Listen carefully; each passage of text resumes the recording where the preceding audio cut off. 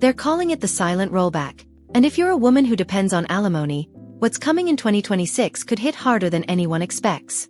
Across the country, new legislation is quietly rewriting divorce laws, slashing lifelong support and replacing it with short-term timelines, hidden clauses, and dangerous gray areas. Thousands of women who thought they had secured a financial safety net are now realizing that net has a tear, and it's getting bigger. This isn't just about law. It's about survival.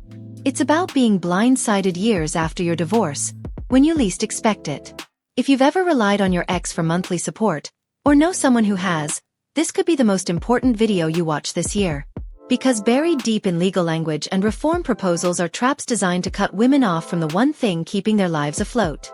In the next few minutes, we're going to walk through the 7 biggest threats facing alimony recipients in 2026, and more importantly, exactly what you can do to stay protected. And trust me, some of the dangers you're about to hear aren't just shocking. They're already happening. The first threat almost no one is talking about is the quiet elimination of permanent alimony. For decades, this type of support helped countless women, especially those who gave up their careers to raise children, rebuild some sense of financial stability after divorce. It wasn't about luxury. It was about fairness and survival. But now, states like Florida and New Jersey have already passed laws either limiting or abolishing permanent alimony altogether. And more states are quietly lining up to follow. Lawmakers are calling it modernization. They claim it's about fairness, that both spouses should have the freedom to move on cleanly. But here's what they're not saying.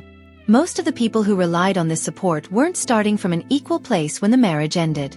Many had already sacrificed their earning potential, retirement contributions, and even basic healthcare access to keep the household running. They weren't moving on. They were starting over, often in their 50s, 60s, or even 70s, with no job prospects and no savings. Even more alarming, some of these new laws are retroactive. That means a woman who's been receiving support for decades could suddenly be taken to court by her ex-husband, and a single ruling could end those payments, just like that. Judges are often left with little discretion. The law changes, and the support vanishes. One hearing, and decades of financial planning are wiped out. What started as a promise of fairness has, for many women, become a financial ambush. And the worst part? Most have no idea it's even happening. Until it's too late. But this is just the beginning. The next threat? It's buried deep in legal fine print. And it's costing women their security every day. The second threat is something most people overlook until it's already in motion. The strategic use of modification clauses in divorce agreements.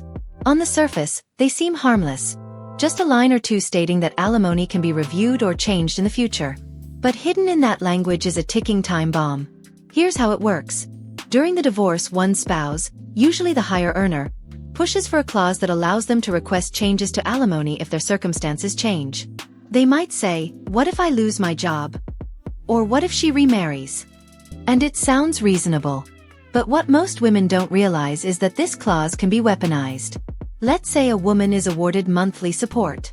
She breathes a sigh of relief, thinking she has some stability. But then, just a year or two later, her ex files a motion to reduce or eliminate those payments. Maybe he got remarried and claims his new expenses are too high. Maybe he retires early, or moves his income around to make it look like he earns less. And suddenly, the woman who thought she had security is back in court, fighting to hold on to the little support she has. Even worse, the legal system often favors the party with better resources. Many women can't afford to go back to court. They either settle for less or lose entirely, because they didn't fully understand what they signed. These modification clauses aren't just legal footnotes. They're a door that stays open long after the ink is dry on the divorce papers. And once that door is opened, it rarely swings in the woman's favor. If you're watching this and wondering if your agreement has one of these clauses, it's time to review it closely. Because once your ex files for a change, it won't matter what was promised. It will come down to what's written. And in the courtroom, what's written is everything. But the real manipulation? That comes next. And it starts with a very specific financial play that's being used more often than ever. The third tactic slipping under the radar is what some attorneys now refer to as income obfuscation. And it's more common than you think. This is when a higher earning spouse, usually the ex-husband, deliberately restructures or hides their income to reduce alimony obligations. It's not illegal, at least not on the surface, but it's strategic, calculated, and incredibly difficult to fight if you don't know it's happening. Let's break it down. Imagine a man who owns his own business. On paper, he pays himself a modest salary, maybe just enough to cover the basics. But behind the scenes, the business is thriving. He takes his earnings in other ways, through perks like a company car, paid travel, real estate write-offs, or money funneled through other entities. So when it's time to reassess alimony, he presents financial statements that say, "Look, I'm barely making ends meet." And unless his ex has deep pockets to hire forensic accountants, the court might believe him. In other cases, men intentionally change jobs after divorce, taking lower-paying roles or shifting assets into trusts or relatives' names. Some even remarry and shift financial responsibilities to their new spouse, making it appear as though they have less disposable income. The goal is simple: create the illusion of hardship so the court sees them as unable, or no longer obligated, to pay.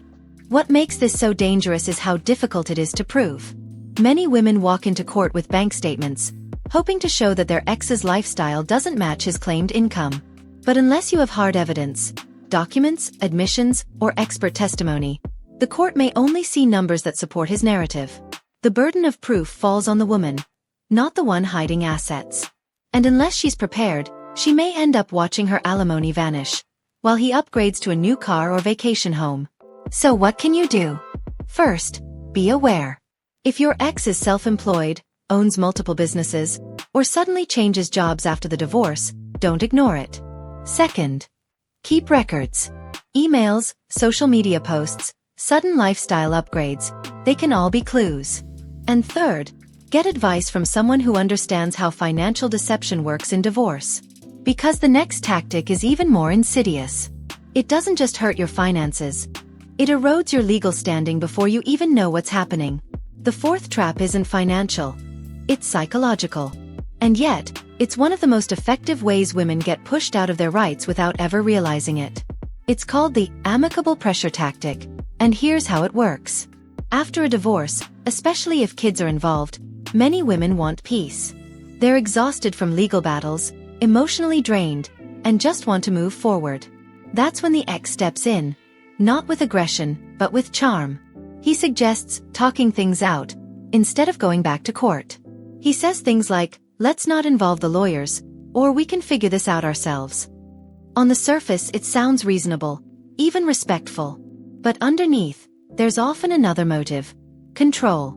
This tactic works because it preys on empathy. Many women are conditioned to be the peacemakers, the flexible ones, the ones who prioritize harmony for the sake of the kids. So when an ex-husband says, "I'm struggling financially, can we adjust the payments for a while?" Or, "You don't really need that much anymore, do you?" she's more likely to say yes. Not because she agrees, but because she doesn't want more conflict. And here's the problem. Every time you agree to something outside of court, especially without documentation, you're setting a precedent. You're telling the system, this new arrangement is fine, even when it's not. Later, when you try to reinstate the original terms, the judge may say, "But you've already been living like this for months. Why change it now?" The amicable pressure tactic is subtle. It doesn't come with threats or raised voices. It comes with guilt, charm, and a carefully crafted image of reasonableness. And it's incredibly hard to push back against without feeling like the difficult one. But if you give in, you could lose thousands in support, time with your children, or legal leverage you can't get back. So what's the defense? Simple. Document everything. If your ex suggests changes, get it in writing. Better yet, involve a mediator or attorney. If he genuinely wants peace, he won't mind making things official. And if he resists, that's your sign. It was never about fairness. It was about avoiding accountability. And what happens when charm doesn't work? That's when some exes switch to a far more aggressive tactic. One that turns the legal system itself against you.